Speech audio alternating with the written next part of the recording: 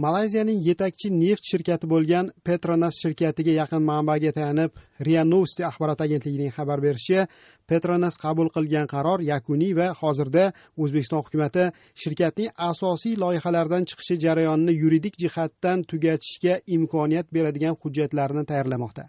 RIA Novosti manbasiga ko'ra, Petronas shirkati Ustyurt shimoli-g'arbidagi 15 yilga mo'ljallangan gaz kondensat konlarini o'zlashtirish va Boysun investitsiya blokidagi neft-gaz konlarini o'zlashtirish bo'yicha 35 yilga mo'ljallangan 2008-2010 yillarda O'zbekiston hukumati bilan mahsulotni taqsimlash bo'yicha imzolangan ikkita kelishuvdan chiqqan.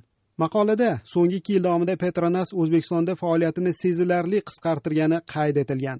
Xususan, Petronas 2011 yil may oyida Orol dengizi akvatoriyasining O'zbekistonga tegishli qismida geologiya qidiruv ishlari olib borayotgan xalqaro konsorsiumdan chiqqan. 2011 yil iyunida O'zbekiston janubida gazdan sintetik suyuq yonilg'i ishlab chiqaradigan zavod qurish loyihasidagi ulushini 33% dan 11% ga kamaytirgan. Joriy yil aprel oyida Petronas Surxondaryo investitsiya blokidagi operatorini tugatishga kirishgan. Bunga geologiya qidiruv natijalari mazkur investitsiya blokida qidiruv ishlarini davom ettirish tijoriy jihatdan foydali emasligini ko'rsatgani sabab bo'lgan.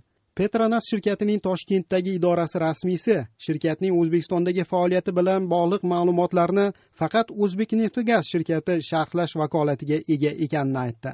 Ayni paytda O'zbekneftgaz milliy xolding kompaniyasi matbuot xizmati xodimi Ozodlik bilan suhbatda Petronas shirkati O'zbekistondagi konlarni o'zlashtirish loyihalarini moliyalashtirayotgan investorlar safidan chiqishi haqidagi ma'lumotni inkor qildi.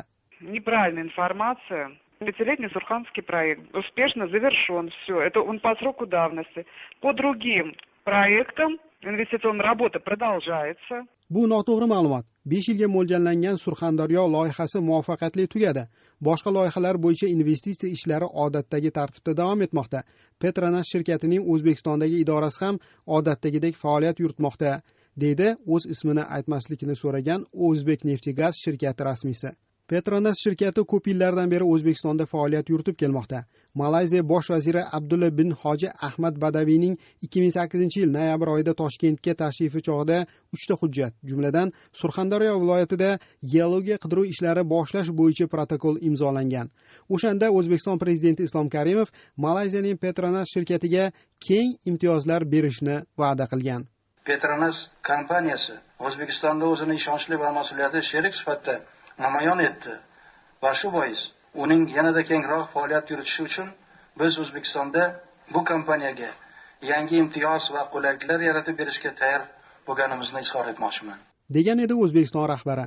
1 yil o'tib, ya'ni 2009 yil noyabr oyida O'zbekneftgaz shirkati Petronas va Janubiy Afrika Respublikasining Sasol shirkatlari bilan Qashqadaryo viloyatida sintetik yoqilg'i ishlab chiqaradigan zavod qurish uchun O'zbekiston GTL qo'shma korxonasi tashkil etish haqida kelishuv imzolagan.